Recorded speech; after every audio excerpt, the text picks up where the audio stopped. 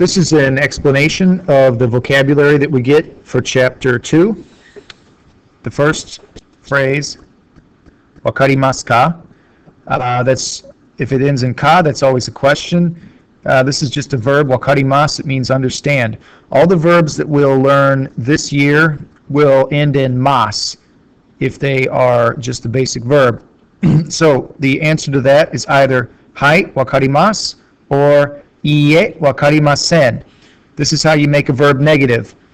For I do not do something. In this case, I do not understand. That's how they all work for this year. Shirimasen, same thing. I don't know. Miemasen, kikoemasen. We had those previously. Ii desu, dame desu.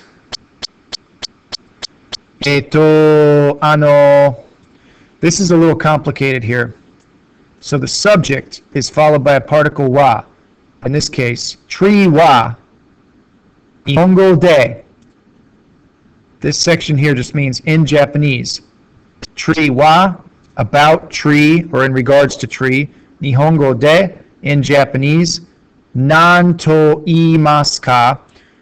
Nan means what? To iimasu ka. Iimasu in this case means to say or be called. So how is it called is literally what this is asking. These are all commands.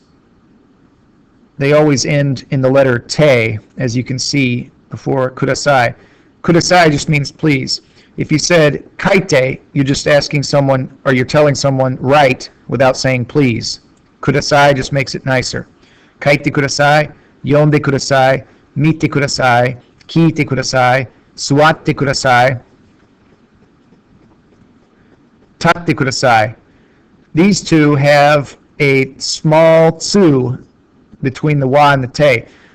That gives it a little bit of a pause.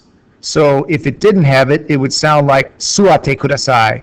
With it, it sounds like suwatte kudasai. Tatte kudasai. Without the small tsu, it would sound like tate kudasai. Slight difference, but important. Dashite kudasai, misete kudasai, mado o akete kudasai. This particle o sounds the same as the o that you learned as one of the first 5 hiragana letters. However, this one is only used as a particle. It's always by itself, and it's not a part of any other word. What this means is this part, mado, that's the window, is receiving the action of this request. So anything that receives action or is a direct object will be followed by o. So since the mado is receiving the request of akete kudasai, it has an o. Same with this one. This is katakana, doa, because it's borrowed from English. O, shimete kudasai. This receives the action of the request. That's why it has an o after it. Shizuka ni shite kudasai. Literally this means, shizuka means quiet. Shizuka ni means to become quiet. Shizuka ni shite. Shite is please do. So in other words, please do quiet is literally what this is saying. Yoku dekimashita. Dekimashita. This is past tense. When you want to say any verb in past tense, like wakarimasu, kikoemasu, you just put a mashita at the end. Wakarimashita for I understood. Miemashita for I could see, or kikoemashita for I could hear. So, yoku dekimashita. Dekimashita means you could do it. So dekimasu means can do. Yoku means either often or in this case well. So yoku dekimashita means you could do it well. These are just common classroom items. I put this in kanji and hiragana because the Siri doesn't say it right if I just left it in hiragana. This is katakana, boru pen. It's borrowed from English for boru point pen. Many times Japanese shorten words like this. For example, remote control in katakana is pronounced rimoto controru, However, that's a mouthful to say, so they often abbreviate it to remokon. Same with computer. Pasu computer becomes pasukon. Hon, kami, pretty straightforward. Kyokasho, again, this one doesn't sound right in hiragana, so I put it in kanji. This kanji means teach, this one means material, this one means write. So teach material write is literally what a textbook is. Jisho, noto, okane, shashin, bagu, boshi, gomi.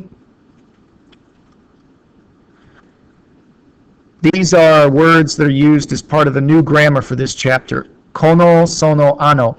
They always have to be followed by some kind of noun. If you're just saying this, you say kore. If you say this book, you have to say kono hon.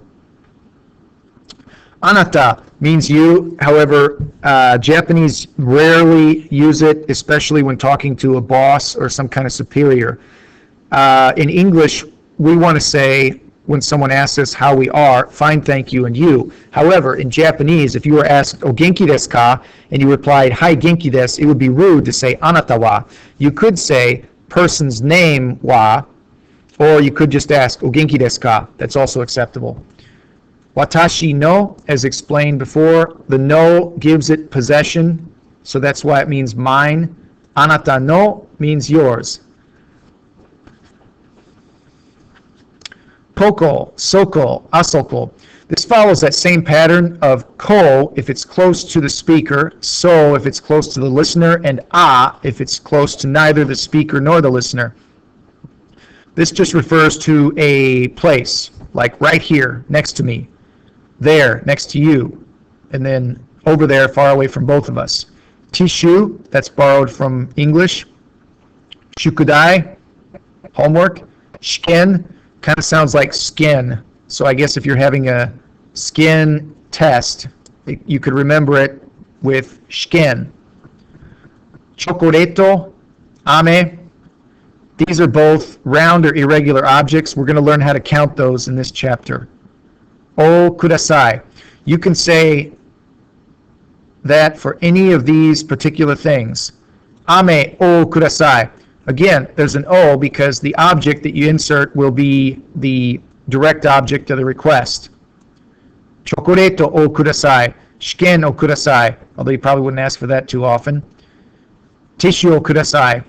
And so on. Hai dozo is when you're giving it to someone. Dozo kind of means here you are. These three, don't worry about. They're not so relevant for online.